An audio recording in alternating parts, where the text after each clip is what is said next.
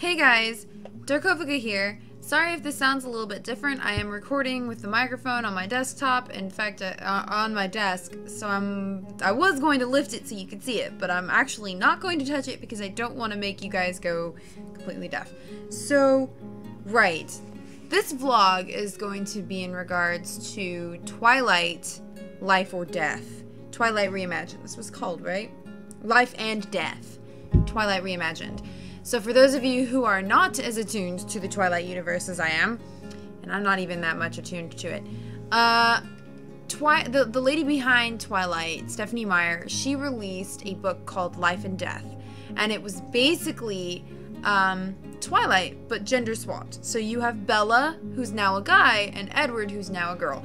And every single character in the book, except for her parents, are gender swapped. So her parents are still, like, she goes to live with her dad in Forks, and her mom is the one who's in Arizona. So that stayed exactly the same. Everything else, gender swapped. I mean, even the parents, Edward's parents, are completely switched. So the doctor is now a female, and the husband is stay-at-home. So almost everything is switched except for Bella's parents. And she explains it in the beginning, and I kind of agree with it, so I'm not even going to bring it up. Whatever. Not important. Now, a lot of people had problems with Life and Death being released because they were more interested in seeing Midnight Sun released, which Midnight Sun was supposed to be Twilight from Edward's perspective. And first of all, I was like, okay, that's kind of interesting, I guess. Second of all, it was originally canceled because someone leaked everything Stephenie Meyer had written for Midnight Sun, which was, I think, like a chapter.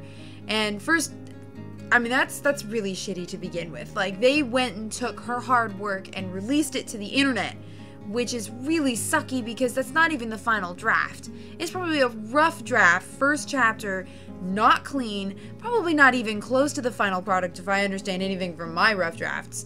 And, I mean, Stephenie Meyer had to be feeling really crap. Not to mention, it's probably written, like I said, really rough. So she probably got judged really harshly based on the contents of that first chapter when no one was supposed to even see it in the first place. So she just dropped the whole project. People are still kind of badgering her for it, and I'm like, well, you guys kind of fucked up on that one.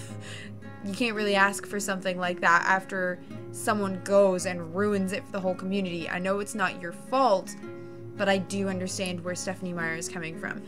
Alright, so now that I've said that, I do also want to point out that I was a huge fan of Twilight in high school. Personally, I was going through a really tough time.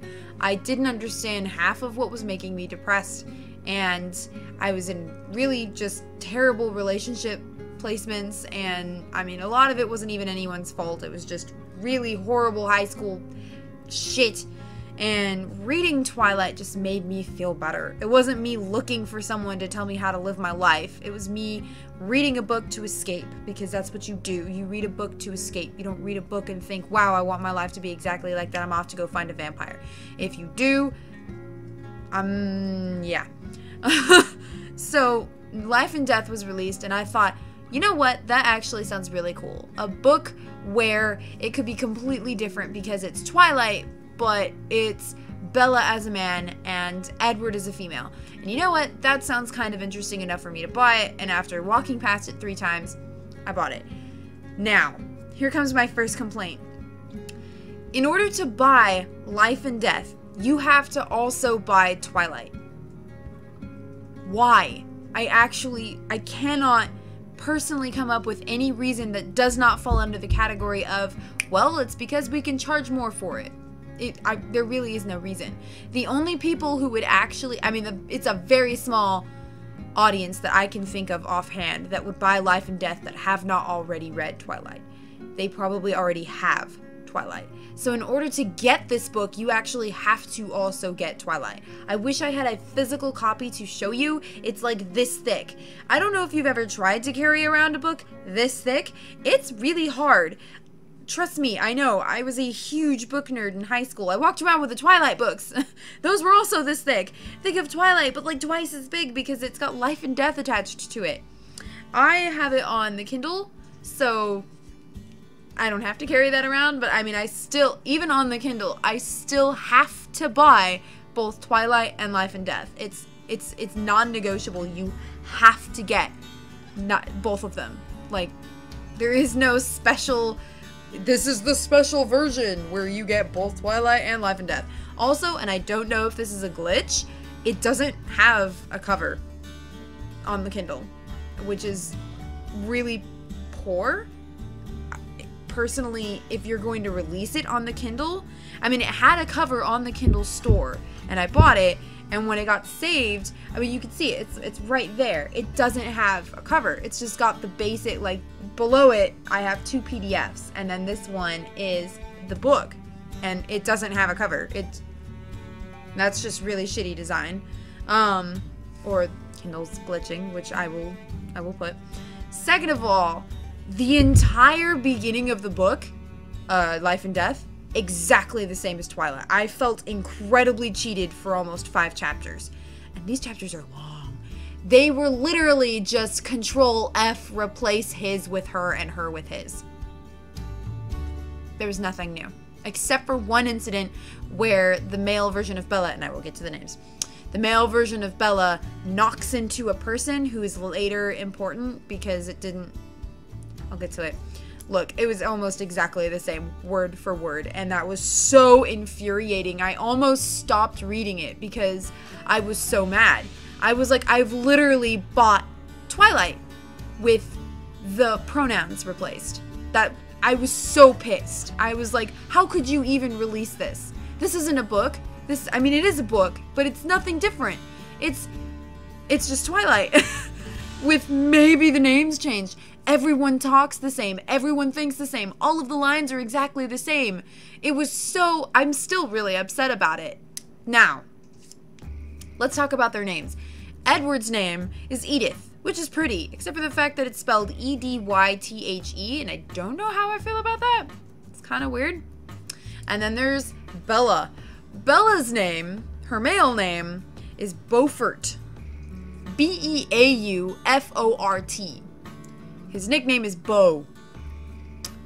So that is actually a name, and it reminded me of the fact that Stephenie Meyer is incredibly well-read and just knows a lot of really good books, because I was laughing hysterically about the name Beaufort for a really long time and just like, what kind of name is Beaufort? That's nowhere. It's not even a real name. And then I was reading Mary Shelley's Frankenstein, which is a classic, and Victor Frankenstein's father married a woman whose last name is Beaufort. So, I mean, it was literally a week after I picked up Life and Death, and I just kind of sat there and laughed my fucking ass off. I was reading to my boyfriend Brent, who is actually in the background. Nope, can't see him. Can't wait, maybe I can just say hi. He's heard all of this before. I was reading Twilight, or Life and Death, to him, and I got to the name Beaufort. No, I was reading Mary Shelley's Frankenstein to him, and I got to the name Beaufort and just laughed for like a solid minute. It was just like, oh, well, okay, now I can't complain about the name anymore because it's actually in classical literature. So after the first like 3 to 5 chapters, the book does change dramatically. Beaufort starts saying things completely different to Bella, and Edith is 100% different from Edward. The situation does change. It does feel slightly different now that Bella is a man and Edith is a woman. The only other issue that I actually have is that I don't think Stephenie Meyer has ever actually met a man, because some of the things she makes Beaufort say are a little ridiculous, and I have clippings. I highlighted my favorites. Let's see. No, that's Frankenstein. We don't want to read that one. That one's actually good. All right, here's one. Life and Death. This is coming from Beaufort. This is supposed to be a man. Okay, all of my male viewers, please tell me in the comments if you have ever thought anything along these lines. His straight gold hair was wound into a bun on the back of his head, but there was nothing feminine about it. Somehow, it made him look even more like a man. Okay, that bothers me on several different things. First of all, this is supposed to be, I believe, the male version of Rosalie. So it's supposed to be like some Adonis guy who's supposed to be super gorgeous. He's got his hair in a bun on his head, and somehow it doesn't look feminine. That is the worst sentence. It made me so mad. If you have to explain something with a somehow, no, I cannot see that. I don't know how a man bun can be manly. Man buns are usually super messy. Why would a male version of Rosalie, who's supposed to be the super immaculate, gorgeous creature, have a man bun? They're supposed to be like, I don't even know. I don't know how to picture that. How is that not feminine? I don't know. I've never seen a non-feminine man bun. If you can make me one, please do. But like, you need to explain it to me. It's your job as an author to explain to me why it's no longer feminine. If you don't know, how am I supposed to know? So there's that. That pissed me off. Oops, too many. Here's the next one. This one made me mad. Again, this is supposed to be a man talking. Like, not even The Rock would dare to whistle at her, if you know what I mean. We're breaking the fourth wall now. Beaufort is actually talking to me. This is supposed to be a first-person novel. Why is Beaufort talking to me? I don't know what you mean. I'm a man. I'm not a man. Whoops. I'm not a man. You're a man. None of the people reading this are going to be men. I mean, maybe 5%. It's going to be young teenage women or women in their late 20s who have read this in high school. No one thinks like that. If you know what I mean. No, you cannot write that in a book. I do not know what it's your job to explain to me what you mean. This isn't writing. Okay, the next one. Oh, that is Frankenstein. Hang on. Okay, this one. I believed beaches should be hot and, aside from the ocean, dry. Obviously. I would not have assumed you to think that the ocean should be dry. That was unnecessary. Here's the next one. I didn't quite fit anymore. Oh, it didn't quite fit anymore. But that didn't matter. I wouldn't be needing t-shirts again soon. Oh, this was in the beginning. It's supposed to be the part where Bella's talking about how she won't need sweaters anymore. Or like, oh no. She's talking about how she won't need like blouses. She's talking, because she's wearing like a really thin shirt. So Beaufort puts on a t-shirt that has Monty Python reference on it and says like it was a goodbye. He won't be needing t-shirts anymore. Why are you walking around shirtless and forks? You're gonna catch your death. Oh yeah, the way this is worded. I turned my head completely toward Jeremy, shifting my shoulders in his direction too. Jeremy leaned away, surprised by my sudden invasion of his personal space. That is just incredibly awkward. I don't know. I didn't even know how to picture it. He was like looking at Edith, and then she turned to look at him, and he like turned around and I guess shoved himself in Jeremy's personal space. The image that gave me was not, I think, what she intended, or at least what I hope she didn't intend, because now he's like 2 inches away from Jeremy's space. Of course he's gonna jump back. Like, what the hey? Anyways, I don't think I got any more because I just sort of gave up on highlighting sentences. I was going to wind up highlighting the whole book. Beaufort it's like at some points she succeeds in making him sound like a man, and most of the time he just sounds like a woman. He just sounds like Bella. It's still Bella, which I think is what she was trying to go for, but it's almost the exact same book, except for the fact that Bella is a man and Edward is a girl. And sometimes thought processes were rewritten, and some pages are just rinse, repeat, copy, paste exactly the same as Twilight. And the fact that you have to get Life and Death and Twilight pisses me off to no end, because it's such, first of all, I mean, from a business standpoint, it's genius because she's going to get so much more money. But from a reader's standpoint, I'm furious. I feel completely cheated. I feel like I was insulted. Like, you cared about us. What happened? Why? First of all, no one asked for this. Second of all, why would you force this on us? Why would you copy paste half of the book? If you're going to rewrite certain sections, you can't just copy paste. You have to rewrite the whole thing. It's just poor penmanship. It just feels icky.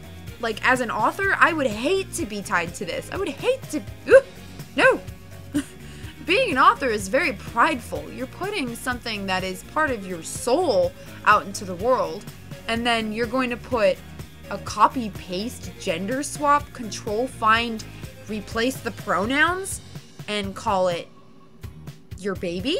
Like, part of what made it so painful was in the beginning when she talked about how much she loved writing it.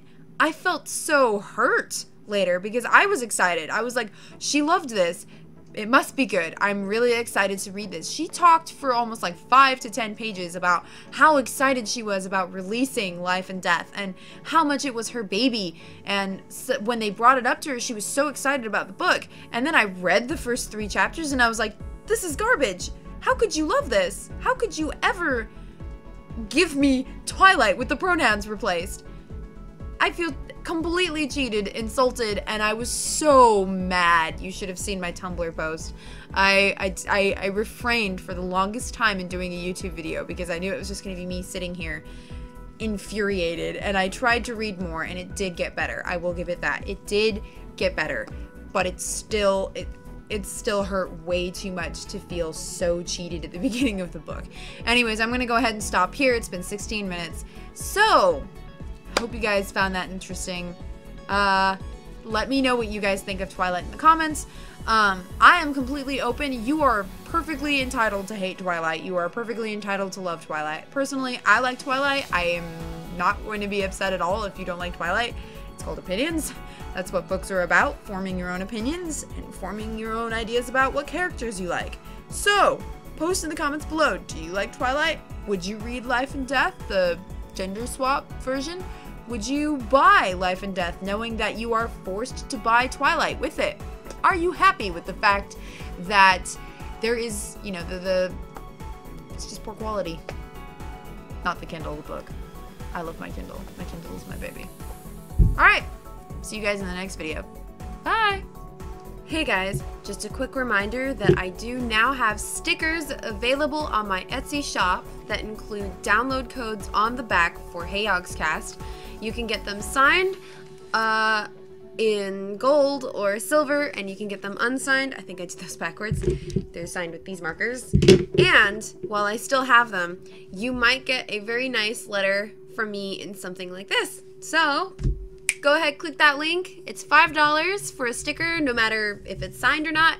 And super pretty special letter that will be specialized. So, thank you very much, and I hope you enjoy the video.